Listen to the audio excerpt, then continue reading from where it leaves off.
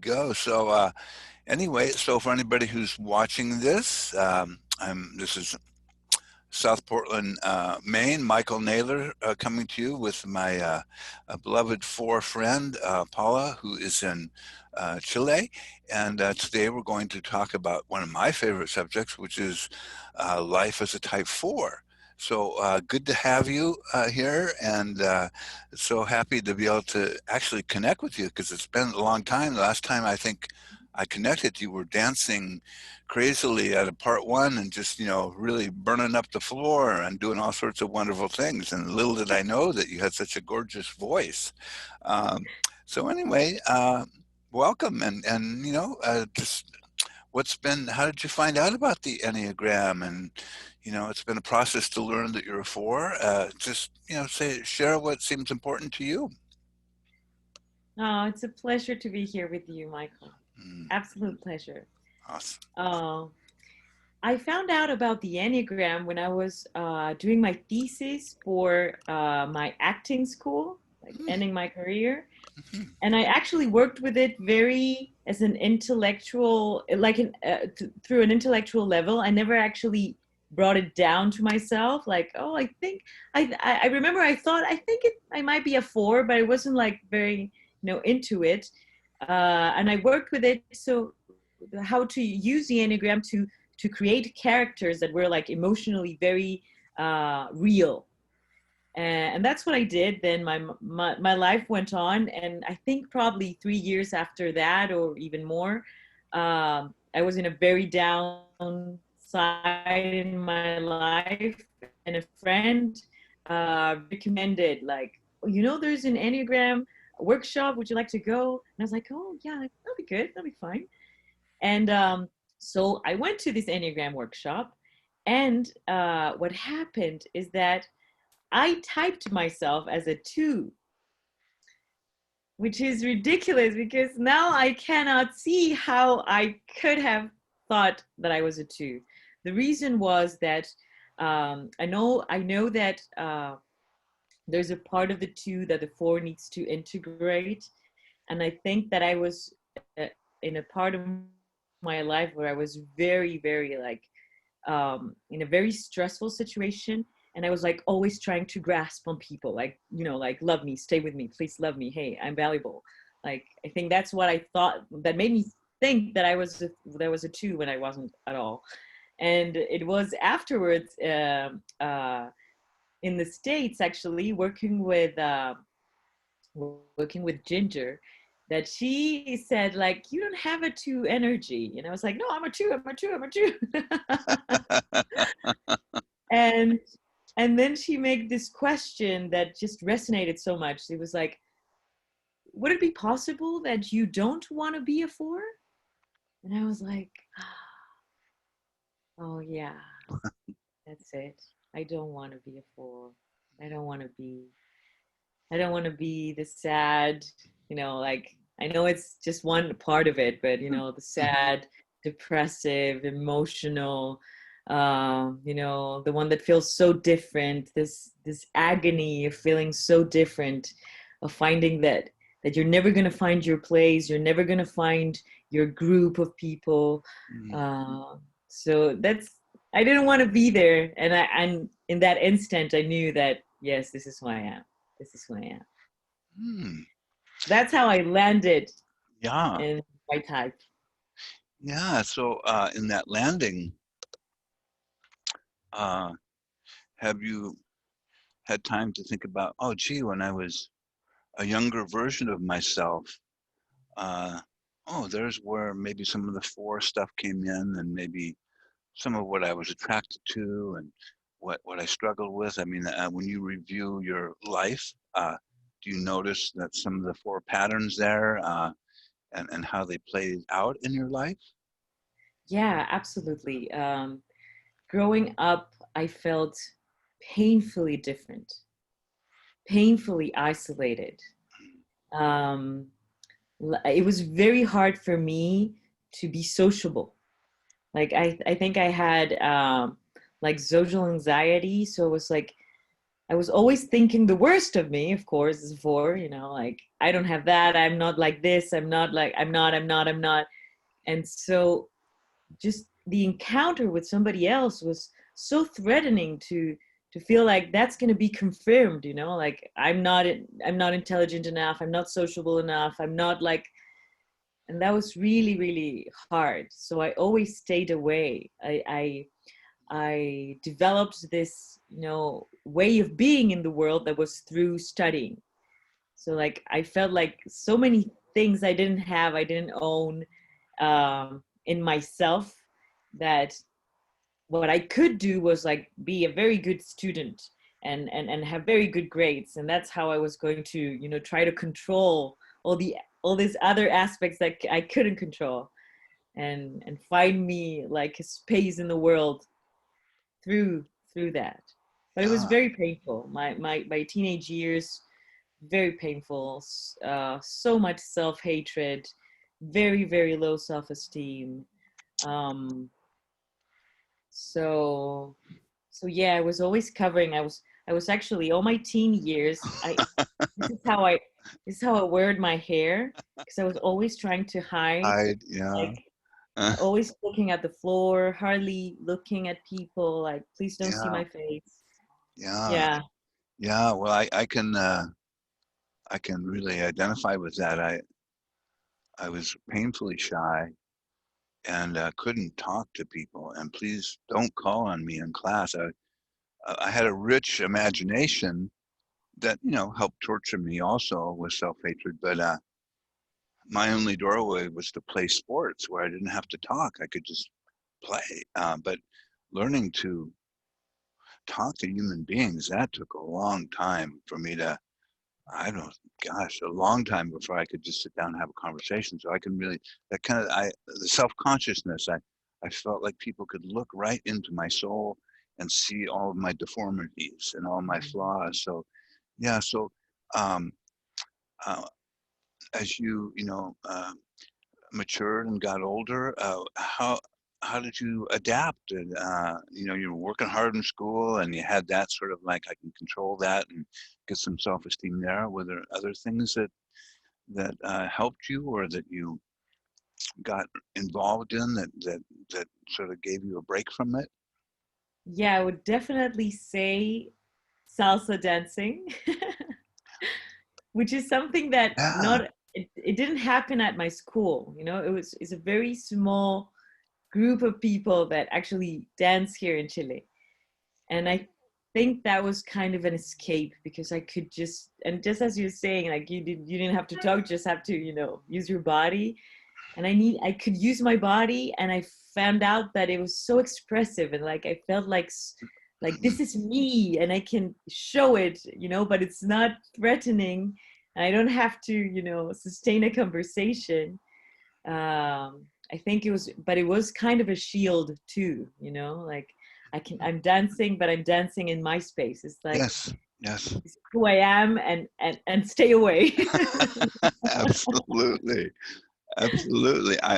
When I was 22, I discovered creative dance, and I like to dance solo. Like, I'm doing me, and please do not have a conversation with me because I'm doing me, and it's the place I can come alive and hallelujah, and it helped me a lot. But so salsa, I've always wanted to do salsa because it just looks so passionate and intense and beautiful. And so where did you go from there with your type 4 passion and energy?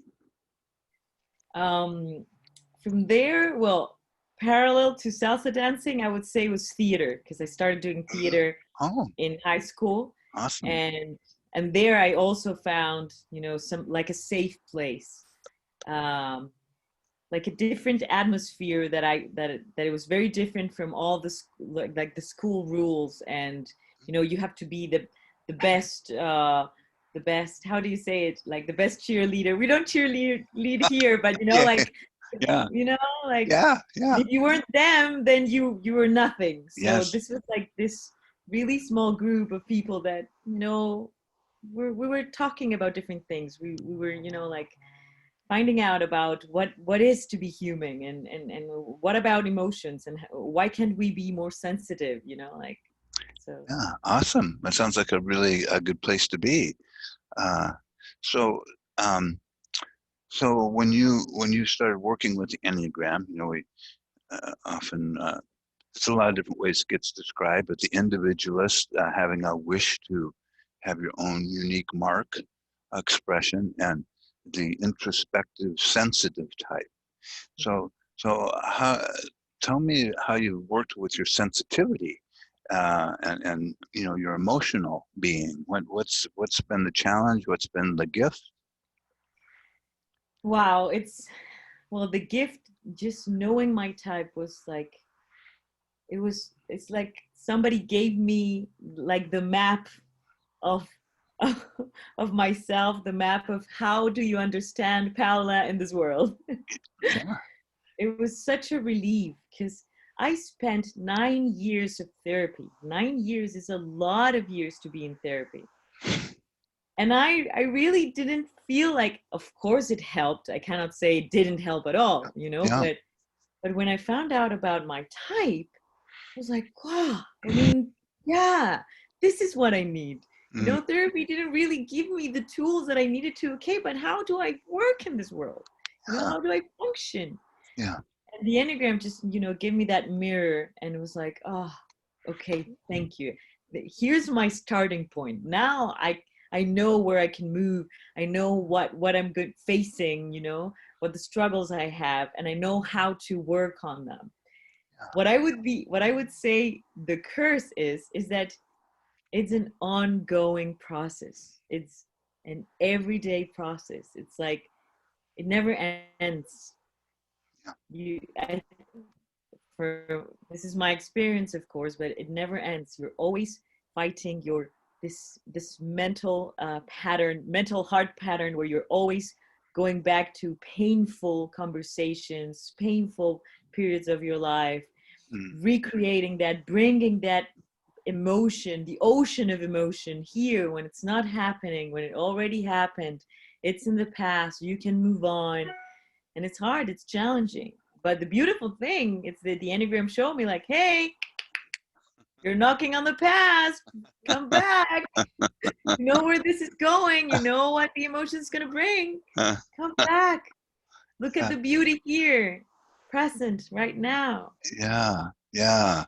Well, that's quite a mechanism where the movie starts to play again, right? And oh, I've watched this movie 900 times, but it is still so fascinating. I will watch it again, and I might even add a couple new things because I'm creative. Now it's worse than it was before. Those bastards. But and it's like I'm in the theater of my mind, and I join it, and then everything around me is like, don't bother me because I'm working through this movie, right? And so when I begin to notice that, it's like, oh my gosh, I just jumped right into that movie screen, and it's a habit. It's powerful, and then it took a long time to realize I don't have to watch it again, or at least not so much. Yeah, But that exactly. replay, yeah, the replay mode, that's an interesting one. Yeah. Yeah, yeah. So for you, what's helped you um, like to notice that and go, oh, I can turn this movie off. I mean, is there other practices that have helped you get more, awake to, oh, here comes the movie. Oh, it was actually waiting for me this morning when I opened my eyes up. Ding! Oh, here it comes. What's been true for you?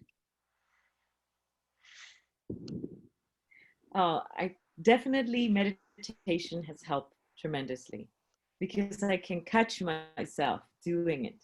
You know, I'm washing the dishes, everything is fine, and suddenly I'm fighting again with my brother. This happened 7 years ago, and it's the same conversation, and all the emotions come back, and I feel so, like violated, and it's terrible. And I'm like, I'm washing the dishes. This was 7 years ago. Come back. So somebody pull her out of the swamp. She's down there again. Yeah, awesome. Exactly. Exactly. Yeah, I can notice that a whole new painful imagination can pop up that's never happened, and Hmm. I'll start like living it like it's really happening.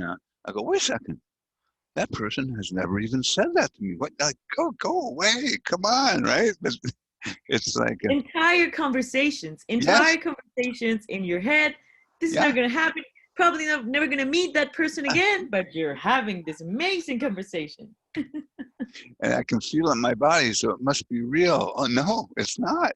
But yeah, that's a wild mechanism. Just like it's almost like there's this little guy there who has control of the video system, and he just like plays something across. And if I'm not awake, I all of a sudden I'm in it. And I noticed that was envy, right? Um, Yes. I can look out the window and somebody drives by, and I'll suddenly feel like, oh, for no reason, oh, they have a better life. And oh, they have that really cool car that I don't even want. But I feel like envy. Oh, and if I'm not awake, I can create a story about it or wish bad luck on them or do all sorts of reactive things. But if I'm awake, I go, oh, how many times has envy tried to creep in today? About 8, 9, 10 times. Isn't that amazing? So how do you notice that in your life? That phenomena of envy? Yeah, I think that was one of the last parts of the four that I could actually catch myself doing it. And it was really, oh, it was so sad to see it because it was like, oh my God, my mind is always stuck on what I'm not, what I don't have. Mm, Like I look at, the there's a family meeting, and I'm always looking at what I don't have, what I don't do, what I don't. And that yeah. keeps me wanting that other thing that I don't have, Mm, the anything, the relationship, the job, um, the economic status, um, anything that, because it's my mind always stuck there. yeah. Where am I? Where am I short? Where am I short? And desiring that, just as you say, like imagining that because the other person has that other thing, then their life is magnificent. There's everything is easy, you Yeah. know, No love suffering. all the time. And it's not, it's not like that, Yeah. but it's been hard. And it's been really beautiful to see. Wow, I've missed so much because of this envy. Like one really sad and beautiful realization I had is that I went to my brother's house recently. He lives just a little bit away from the city, and I felt like I saw that house for the first time because it was so beautiful, so beautiful.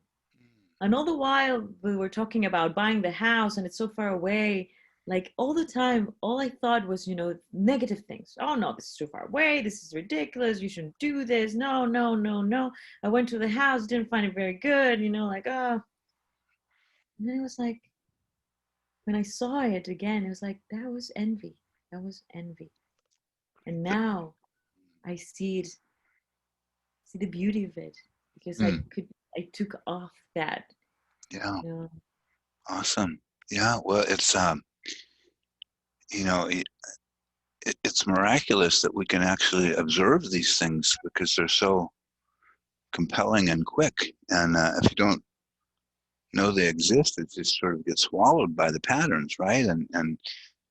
So uh, underneath the envy, I know as I've worked with it, that sense of kind of equanimity and uh, just a sense of satisfaction just for being here starts to show up, which is really awesome. Just to not be casting my soul into some attractive object that seems like would make me happy, and Of course, I had to do it a bazillion times and find out there was nothing there. That helped. That's the first half of my life. So, yeah. And now it's interesting. You know, one of the jokes we have is that when you're at a workshop, you know, transforming, that your patterns are outside doing push-ups and lifting weights, ready to jump you when you come out. And we often, we often joke about, okay, you've had this great transformation. Now try to hold on to that through the first stoplight before you start honking at people and your patterns jump back in the seat. And so, yeah, that whole idea that it's lifelong work is true. I notice my patterns are always like looking for a new doorway that I haven't seen before. And then the next thing I know, it's like, you got me again, darn. So yeah, so I'm not sure where I was going with that, except around uh, like what have you noticed as progress for yourself in terms of your own, relaxing some of the passionate self-hatred that fours seem to have. I mean, I, I think fours have one of the most challenging self-hatred patterns of all of them. So I just wonder what's been helpful for you. Well, definitely knowing my type, knowing that I do this to myself, I hate myself, or it's a pattern, um, and just being able to have self-compassion. Because I developed that pattern so little. Like Yeah, we're a child, and this child feels unworthy, and this child feels ugly, and this yeah, child feels unlovable, and yeah. that's what I've been carrying. So finding the self-compassion to say, like, you are so beautiful, you don't Mm, need to be nobody else, you don't need to have any other job, you don't need to be anything but yourself, and mm, there is your beauty, who mm. you are. Awesome. But it's a constant thing. I even have, I write those things: you are beautiful, you are lovable. Uh-huh. It's like a pet talk that I need to give myself, Yeah, yeah, every yeah, once in a while, like every 2 days, 2 times a week. yeah, But it's yeah, been, I feel so much, uh I don't know, it's like it's self-acceptance, self-acceptance. yeah. So, well, it sounds like you're working with it, and that's awesome. And it's an interesting thing I've noticed with fours. There's almost like I would call it the ugly duckling syndrome. It's like I feel like I'm ugly, and but people around me may not think that way, but it's just a sense of there's something that isn't beautiful. And it's interesting because what I know as a four and other fours that love beauty, and then there's this person here that goes, oh, I can remember just looking in the mirror, going, oh, this is tragic. It's a sad looking face you got, and oh my God, you just have to live with it, and never saying that to anybody, but that sense of overwhelming ugliness. And then as I've met fours, lovely, beautiful fours like yourself, and they'll go, oh yeah, I, on a bad day, I can still feel like I'm just sort of like a little piece of a gravel on the road, and there's nothing about me that's beautiful. So, yeah, what's been your journey around that subject? Oh, so much pain, teenage years, even, into my 20s. So much pain, like so Mm, much loneliness. I had an eating disorder. Um, I had depression. mm, Um, but is that, I remember when I was probably like 15 years old, there was a cartoon that they passed. There was a dog that was very ugly, and because he was so ugly, he had to wear like a ca- like a house over his head. And I felt like that's what I had to do. I have to go out in the world, but I need something to cover my face yeah. because it's so ugly that you shouldn't bother other people with your ugliness. Mm, And it's yeah. just exactly what you're saying. Like, it's not like you're receiving that from the world, but it's you. It's like you see beauty outside, Yeah. always outside, Yeah. never here. It's Yeah. never in here. It's always there. Yeah. Yeah.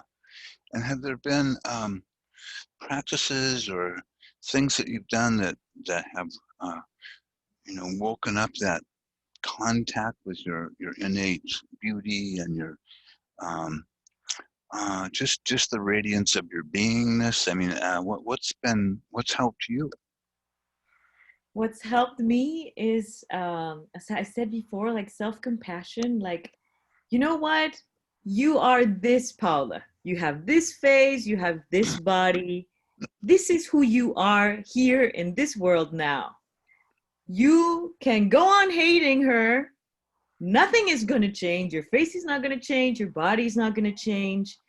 It's going to be just like it is. So you have two roads. Either you hate yourself and keep going in that road that you were coming from there, so you know where that takes you, Yeah. or you can choose to love yourself Mm, and be compassionate and love who you are as you are.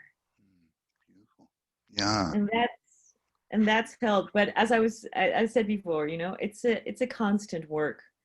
And and of course, actually viewing myself as an actress and all the passion I have and all the energy, Mm, and dancing where I can express myself, and I like, see these talents. Not everybody has that. You may not have other talents, but these are your talents. mm, Your passion, your energy. This is mm. something not everybody has. Yeah. So be proud of it. Yeah. Yeah. Yeah. Awesome. Yeah. Really, it's almost like coaching yourself and being kind and like it's okay. I mean, you that's the interesting thing around about Force Two is they tend to have these gems of gifts. They're just like, and it's almost like, oh, those don't really matter. It's those over there that are the good gems. Oh, what's it, writing? Oh, no, that's nothing. But that person, and it's like I remember I was reading something by Helen Palmer, and she was talking about the four. She said the four has this treasure chest of gifts, but their tendency is that it's almost like to just overlook it, like that's nothing, but that's what the real life is. And so learning to, you know, realize there's a poem by David White where it's called Close In. And in it, he says, do what is close into you. Take that next step. That next step is the doorway to your soul. So you're writing, finish the writing. You're dancing, keep doing the dancing. Don't throw your soul out into somebody else who's walking their own dream, and it's not yours. It won't take you home to your own fulfillment, right? And that's been really David White, and then almost talks about that too. Is that taking on somebody else's life or imagining that they've got it is a sure way to not land in your own and create the kind of soul union you wish for in your own spirit. So, but those kind of things have been really powerful for me to notice. Oh, right here, right now, right here, right now. This is good. This is the universe working with me. I can trust this. And I can trust that if I'm supposed to become something else, it will happen, but it won't come from me envying somebody. So yeah. So for you, what brings you joy today? What is it that lights your soul up? Well, definitely dancing, definitely acting, which I haven't been doing much because of the virus, but it Yeah. will come again. Um, I love writing. I love journaling. Uh-huh. Um, and I would say that I love like extending this hand, uh, because I feel like as fours, we have carried this self hatred, this self doubt so much for so long. And Mm, it's so painful when you see it in another person, where you see clearly all these gems, and you're like, but how can this person be so blind and mm, not see it? And then you go like, "Poop, yep, that's me too." yeah. And being able to reach out and be like, there's hope, there's Yeah. change, there's happiness. in the Yeah, other side.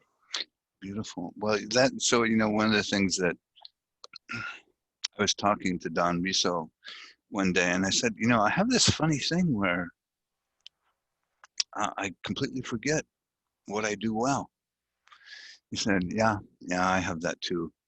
He said, every time I go to present, when I start to walk onto the stage, I will think, I don't know anything about the Enneagram. What? I'm a fraud. Why are these people here? And then I go, oh, wait a second. I've written 4 books. They've done pretty well. I guess I'm in the right place. And then he said it doesn't relax until he would start to speak. And then he's back and he feels good. And I've had many experiences like that, sort of the amnesia of success, or where all of a sudden it's like I can't recall. So do you have anything like that in your life where you forget your capacities? Absolutely, absolutely. Like I will doubt my capacities constantly. And many times I've been, offered this gig, this job, it's kind of theatrical but not, and I'll be like, no, I'm not sure. I haven't done it before. Like I need to have done it for 10 years to be quite, Almost comfortable ready. doing it. And then I get my friends, they convince me I do this for the first time and I absolutely like rock it. Like people look at me and I'm looking at them and they are like, where did this person come from? Like how this energy and this passion and this like, Mm, wow. yeah, And and then they, I can absorb that look and be like, you see that you this mind doubting you. It's turn the cassette off. yeah, that's it. That's it. Yeah, but those are such beautiful moments when you actually see your worth. You have a glimpse of that you-ness that is Yeah, so unique. yeah, yeah. Well, it's an interesting sort of pattern for the. I think a lot of fours will have it also, and um, so one of the stories we've often told about the type 4 evolution when they're a little one, little boy or little girl, early on, that there's this thing where they lose contact with essence. And the essence story is that the little 4 feels like God looks down on him or her and sees nothing there. So there's a sense of insignificance and a hunger to connect with the divine, both within and however one does that. And that turns into this kind of inexplicable longing that little boys and little girls have. But I remember when I was 4 or 5, I had this longing, but I didn't have words for it. I just knew I wanted some, but I felt like, I didn't know how to be with it, and everybody else seemed to be comfortable. And so, what's your relationship with longing, Ben? Is that something that resonates for you? Absolutely, definitely. I too have that experience of being like a little girl and feel sad, so fragile. Feel like inside there's like this emptiness or there's Yeah, something so and like really being worried about being outside in the world, feeling like a crystal, like anything is gonna, break me. And yeah, but other people are fine, they walk, they're happy, and why do I have this thing? yeah, yeah, yeah. Very confusing, that whole story. Like, they seem to have it together. They're talking to each other and they're laughing. Wow, there must be something seriously wrong with me. I just want to go home and be alone and read a book or play by myself. Yeah, very powerful. Like it's just a gravitational pull. So today, uh, how do how are you living with this emotional atmosphere? It comes up, you deal with it, and then you're moving in the direction of maybe doing more acting again. Is that what you're hoping to do, or you're going to go, on stage and sing and do all that beautiful musical stuff? I mean, you have a wish or a hope, in all of that expression? Yes, I mean, definitely want to go back acting as soon as we can. We're going to be there on stage again. Mm. Uh, that's definitely where I can see, my talent. And I doubt it, just as you were saying about Don, like he's going on stage and being like, "What am I doing?" Yes, you can do this. Just do it. You'll Yeah, see. just show up. Yeah. Yeah. And I would say, you kind of learn to like ride the waves. 'Cause emotions are so like this, and as a four, Yeah, just it's so like always this. going on. Where's it? Yeah. Is always going on, and being very like allowing myself. What's been helpful is I do a meditation that's called Rain by Tara Brach, Hmm. which is you recognize the emotion, you allow it instead of fighting, instead of I don't want to be the sad four, no, I don't want to cry, just cry. You're sad, cry, just Yeah. cry, Awesome. and it's Rain, allow, investigate,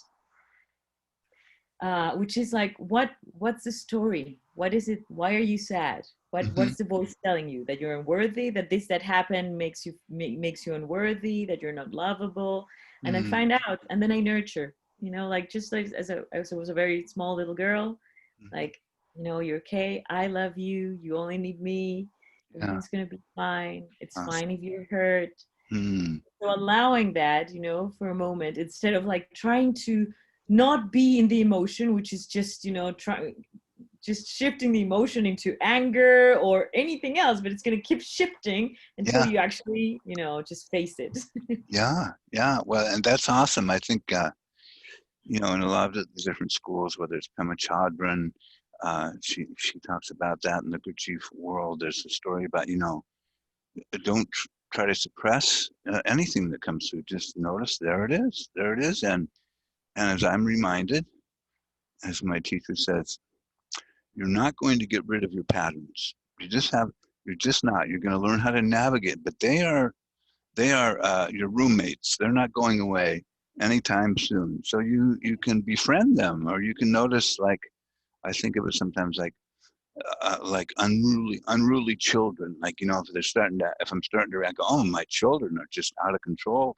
Sorry if I hurt you. I'm just trying to rein them back in, and then just to bring compassion. Because as my teacher would say, you didn't create these patterns.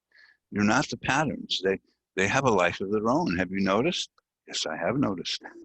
They like to run when they want to. So yeah. So have you done much with?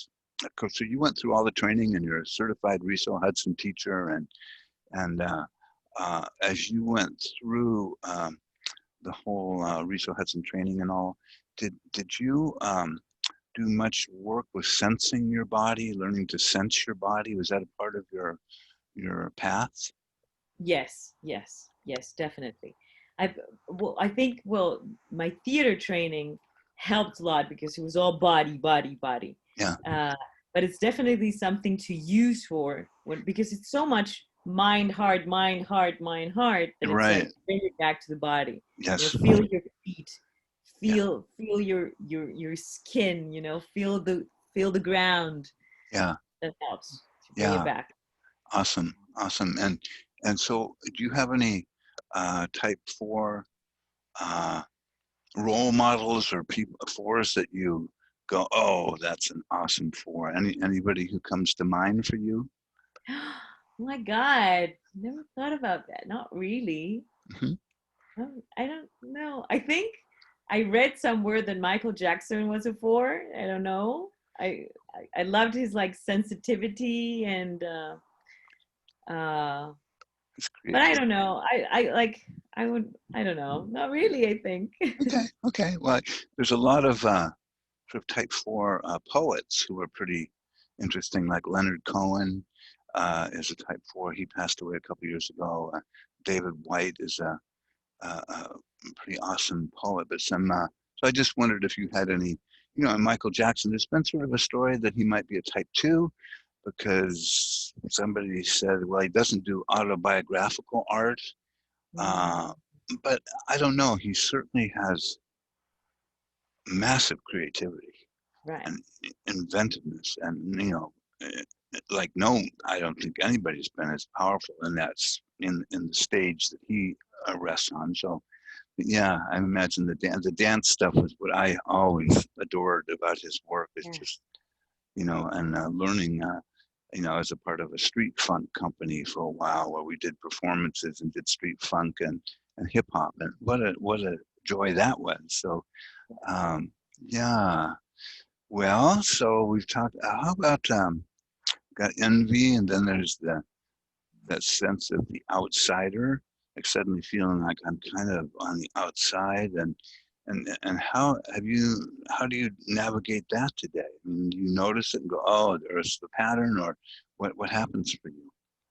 I would say I'm sometimes successful. I'm not, and other times not. Yeah, Uh, but I feel it because I know that like my attention goes like all the time on how I'm different instead of going like, okay, but how are you equal? How are you, yeah, like everybody else? yeah, If your attention is there, energy follows attention. And then that's why you start feeling like this, like you're, you know, like you start looking at everything like like on stage and you're backstage. You're like, yes, oh no, I'm away. I'm not part of. yeah, And it's like, you are part of, you're in the circle. No, people are talking to you. You are talking to people back. yeah, You know? yeah, yeah. So when you notice, I know when I start to get in that pattern that that I start to withdraw. Because if I start, and then I go, oh, I'm in the pattern. I need to go out and talk to somebody. And if I'm not awake, I'll just sink back farther, and then maybe it will be accompanied by these people are so shallow, even the angels weep, right? And so then now I've got the shallow thing. Well, I'm the lonely suicidal one. How is that working? Not very good. So, like, what happens for you? What do you have something similar to that? Absolutely, absolutely. I even have days where I'm very withdrawn. It's like everything has happened inside. It's like my eyesight goes like boom, inside. It's like I'm in, like I'm very not talkative at all. Like I'm here, I'm here, I'm here, and I have to be told like you're very withdrawn right now. Yeah, I know, and I know, like I know. I'm trying to get out. um but yes, I definitely find that what you were saying, like withdrawing, which I feel like is some kind of way of protecting yourself. I don't know, like, Yeah, withdrawing from everything. yeah, And then the judging mode, the judging the other. So, oh, this is so shallow. Why would I want to be in that conversation? Oh, I'm so much better by myself. Like anything that will, like make you feel good about not being included, or yeah, you excluding yourself. yeah, yeah. Well, it's a powerful pattern in that I know I'm in trouble when there's nobody on planet Earth that I approve of. Like Mhm. I go, wait a second. Uh, there's nobody. What happened? You're in your little shell with nobody on planet Earth you approve of. That may have something to do with you. Oh, thank you for that suggestion. But it's just kind of can take me there, and then that's kind of a wake up call for me when I notice I'm Yeah. because there's this pattern where I get really excited about new things, and then I get disappointed. Like, oh, this is so awesome. Oh, you let me down again. And it's kind of, and I notice, oh, I've got that too. I get excited and then I get disappointed. And it's just like it just runs on its own. And I have to learn how to not let that run me. Right. So have you had experiences like that before?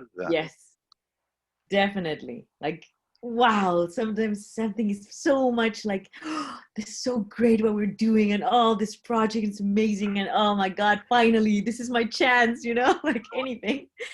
And then something goes wrong, and it's like,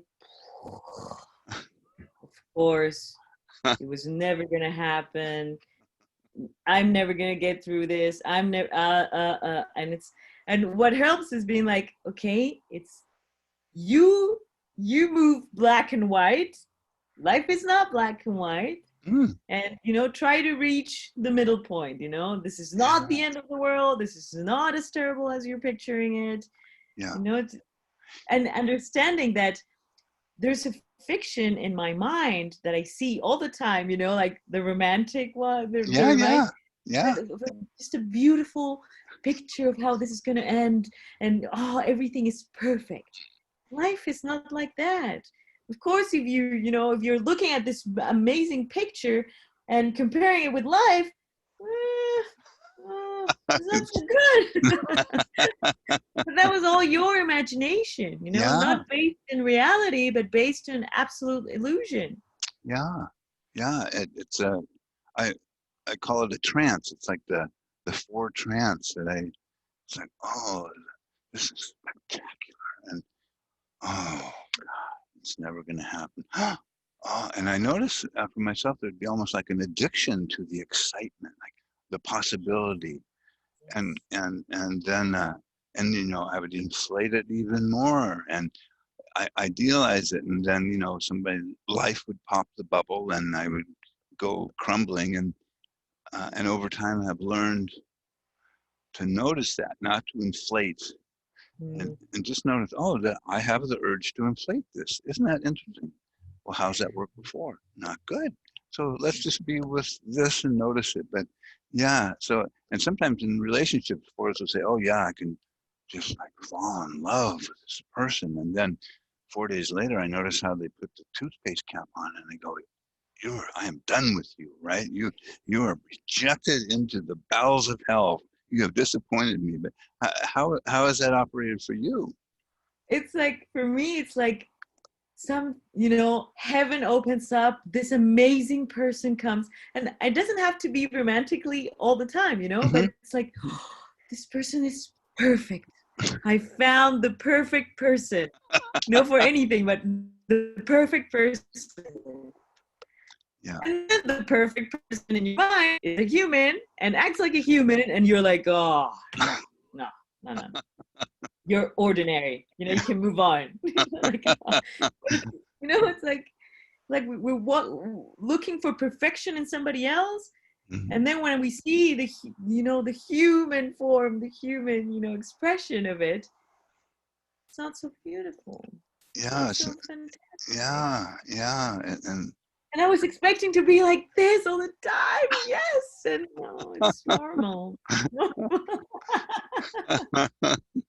yeah. And I notice also in the passive, for me, it's almost like this person is going to take me home. Just being close to them, I'll get to ride on their wave, right? And I wasn't aware of it at the time, but and then they would fail me, but they wouldn't take me all the way home. It's like, well, off with your head.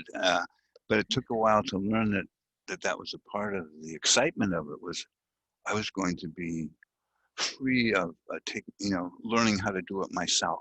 That Yeah. somehow, so yeah, imagination's a Yeah. powerful thing. I find that very often, like in the four pattern of the rescuer, finding somebody that's going to rescue you and it's going to make everything better, like very as a child with a parent, like, solve this, please solve this. And somebody will be like, okay, it's solved. And you didn't have to do anything. You just, everything's solved now. And like, no, nobody's going to rescue you from yourself. You need to do this journey yourself. Yeah, Like, yeah, and it's such a burden if we're talking about a partner. It's such a burden to put in somebody else, like, please make me happy, please make me love myself, please make me. No, it's impossible. It's yeah, too much. yeah. Well, sometimes fours have been accused of drowning their partner in Mm. either their emotions or their expectations. Like, if I find the right partner, I'm good to go. And, they'll take care of all my needs and all my self-esteem needs and any kind of need I have. And she'll be just right for me. Right. And of course, she'll be my confidant and want to listen to all of my woes. And she will understand me and see how precious I am. It's like, no, she can't do that for you. Good luck on that, right? But Right. it's certainly took me a while to learn that that's a fable that can sort of play through me. Uh, Yeah. yeah, yeah. So what? And so, have you? How have your relationships been affected by your type 4 patterns? What do you notice? Definitely in a younger version of me, just my emotions took over completely, took over the everything, anything that was happening. It was like me in the center of stage, me very overwhelmed by emotion. And if I have this emotion, then I'm entitled to anything or say anything because, how could you hurt me in this way? Yeah, So very dramatic, very, you know, very exhausting for the other part, definitely. yeah, And as I've been moving on onward in the journey, just being conscious of it helps me because I even verbalizing it, this is my pattern, this is what I do. If yeah. you see me there, try to, a flag or something like, hey, you're leaving,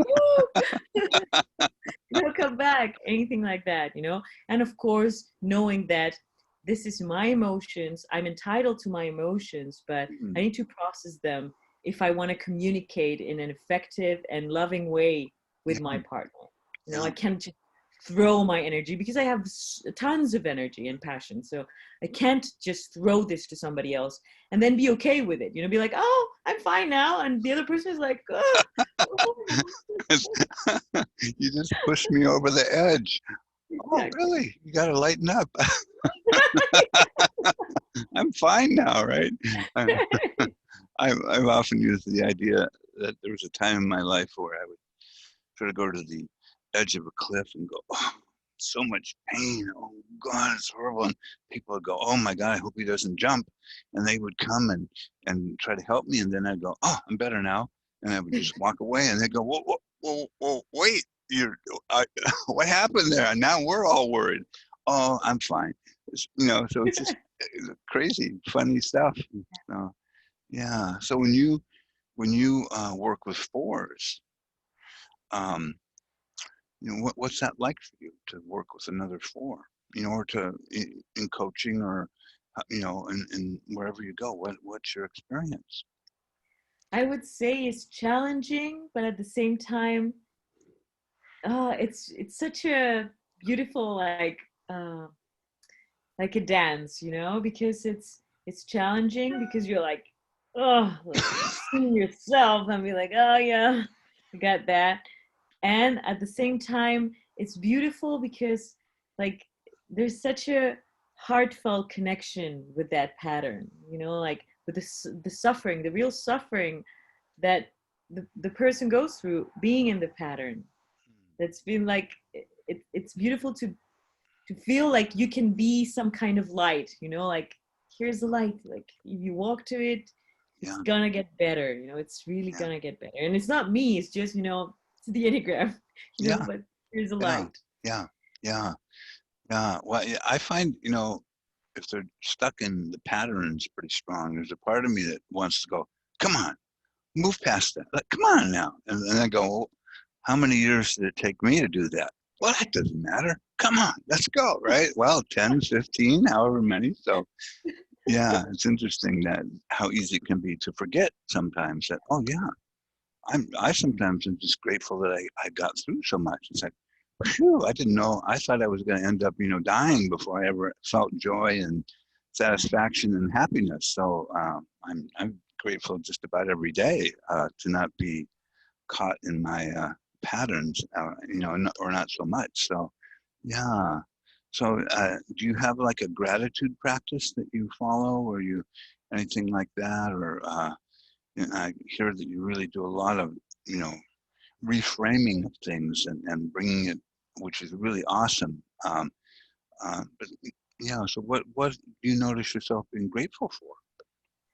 um well, definitely yes, I do. I don't have a gratitude journal like every day, but when I wake up and there's like this cloud there, like I'll be like, okay, what am I grateful for, and Hmm, be like, I Oh. have my little dogs and I'm happy for them, and look at the beautiful sun today, and I can breathe, and I have and actually my body can feel different things, that's just how wonderful is that? And just trusting that there's a reason why you are experiencing this. Anything that's happening in your life, Mhm. there is a reason. This is what you needed to go through. So what are you learning? Yeah, Where is the love in here? yeah, yeah. And do you have a particular spiritual orientation that's been helpful for you, or anything that I Um, mentioned Tara mm, Brach and her yeah, Buddhist stuff is really beautiful stuff. yes, yes. I've been reading a lot about, yeah, Buddhism, definitely. Yeah, Just writing down all that phrases that you really need to, and yeah, as I said before, constantly reminding yourself of it. yeah, yeah, yeah. Well, awesome. And so, are you feeling inspired to sing at this moment, or No, not really. okay? Well, if you decide you want to sing at some point, I'll come back and we'll set the stage and we'll put it right next to your interview on the YouTube channel, and we'll get if you feel called to it. I've appreciated uh, the music, you're singing, and just really beautiful voice, and your passionate dancing and all of that. So yeah, I'll just invite you to give us a one-person concert at some point. Oh, yeah. So, so that said, around the Enneagram, anything else you might want to talk about that we haven't talked about that's important to you and your own growth and maturation and um, Uh, just, uh, just say that there is hope for four. yeah, There's so much pain growing up. There's so much darkness. yeah, There's so many times you really, really want to not be here anymore. Like I don't want to be here. yeah, And there is hope. There is a beauty inside of us. Just can't see it. You just can't see it yet, but it's there. yeah, yeah. Well, thank you so much, and much love to you. Mm.